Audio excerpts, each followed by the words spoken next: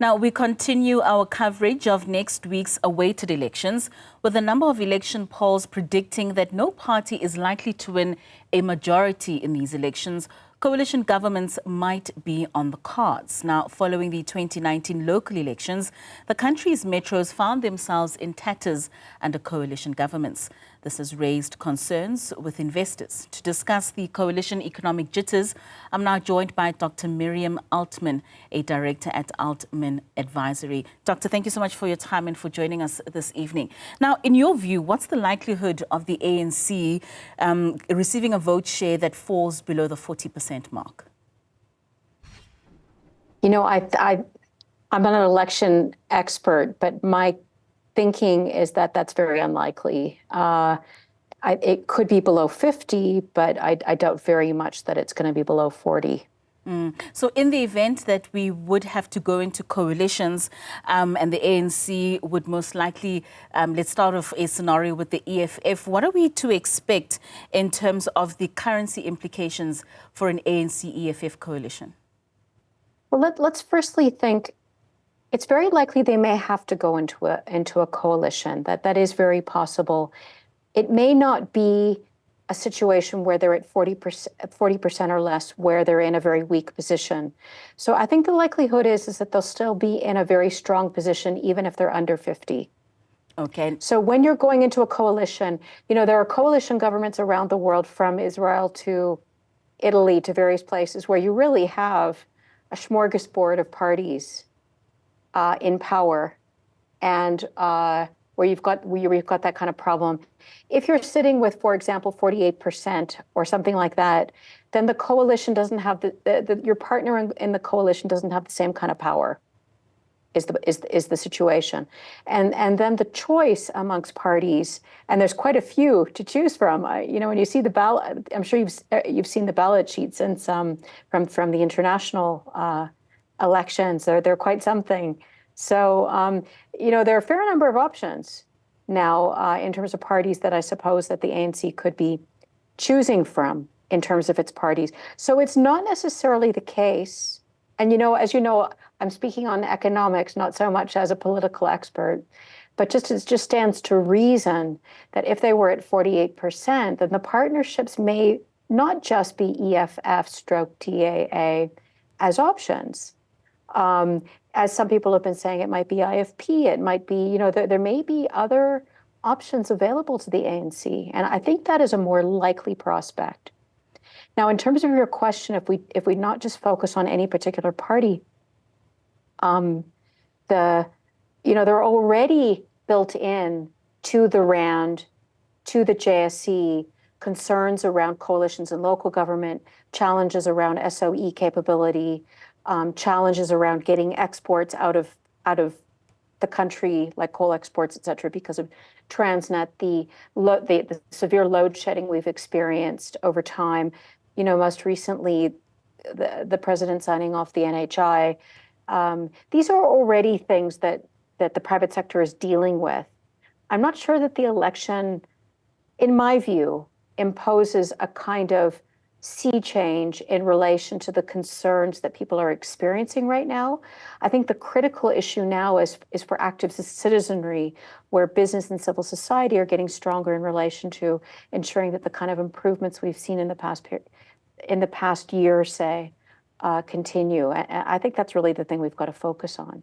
And when we look at investor behavior, I mean, it seems as though, excuse me, at this moment, there is a bit of an apprehension, and it's a wait-and-see game for a lot of investors with regards to what the outcome will be. And you mentioned that the possibilities of coalitions between the ANC would most likely be with the smaller parties, like you say, in terms of the power dynamics that could be at play there. But in terms of such coalitions, what do we expect investor behavior to be? Well, see, this is the point. We're already in a pretty volatile environment. Some of the main locations for decision-making actually occur at the local level, where there are very strange kinds of coalitions, very strange decisions about appointments of very important roles like mayor. I think there's already concern that is built in to investor behavior locally, and then internationally.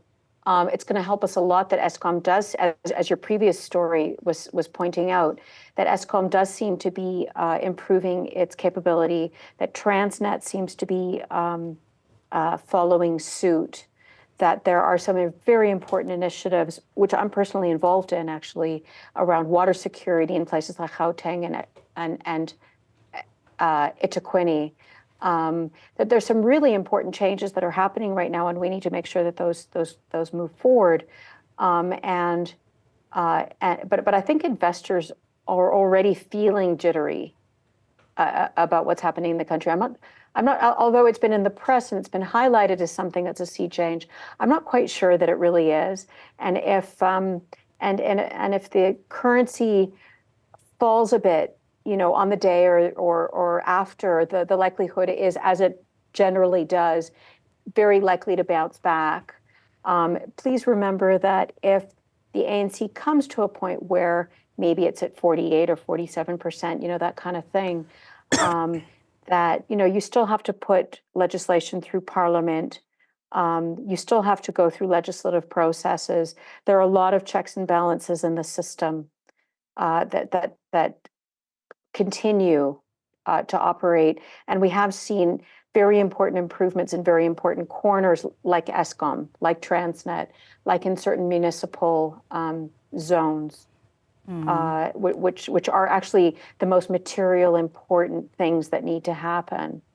And like I say, the critical thing now is to see how business continues to operate in a way of having an impact on delivery, and that civil society organization is starting to come together.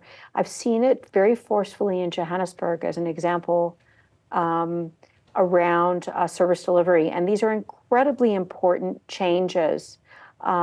We used to have that kind of organization. It kind of fell away. It is absolutely essential to have these levels of organization in the context of a democracy. It's just essential. It's not something that is problematic. It's something that is absolutely essential to the functioning of a democracy, and we've been missing it for too long. So those are the kinds of things we need to do to make sure that we get what we want from the government and for investors and for the economy to grow. Most certainly. I mean, you make mention, Doctor, of metros. Can we draw any lessons from coalitions that happened between metros from the 2019 local elections? Are there any off-takes that we can take in terms of how investors behaved when certain coalitions took place in those metros and what the financial implications were in those regions?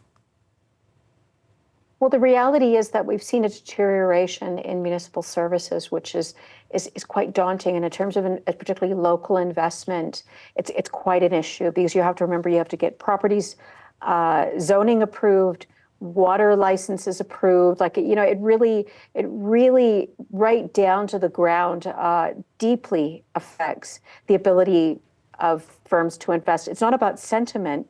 It's just physically that it becomes impossible to invest if, from the point of mining licenses, if you're not approving mining licenses or exploration licenses or water licenses or zoning, you just can't invest. It's a very simple point. It's not even about sentiment. And then, but that in turn obviously affects investor sentiment in the sense that, you can't move forward, so you're not going to invest. So there's sometimes talk about investment strikes, but actually the issue is it's just been made incredibly difficult to invest, which is why we need to turn around the SOEs, why these frankly crazy coalitions, excuse my language, but these crazy coalitions at the local level and the very poor appointments that we've seen of incredibly important roles like mayors, city managers, in ministerial roles, in leadership of state-owned enterprise at board level. It's something that in my role as a national planning commissioner and in every policy environment that I'm involved in, I've been writing about and communicating about to hopefully guide what kinds of decisions need to be made around leadership. As an example, I'm sure I've said it many times on your show, just as an example at a local level, COCTA's Back to Basic program says that the top 6 in municipal leadership, like executive, mayor, and the CFO and the city manager, not the mayor, but the city manager in these kinds of roles, that they're supposed to be appointed at a certain level with a certain amount of experience. Unfortunately, Dr. Altman, we have run out of time. I mean, a very interesting discussion there and a very crucial one, especially at a time before elections. Thank you so much for your contributions. Certainly, this is going to be affecting the hardest hit South Africans with regards to investor behavior in terms of what the election outcomes will be.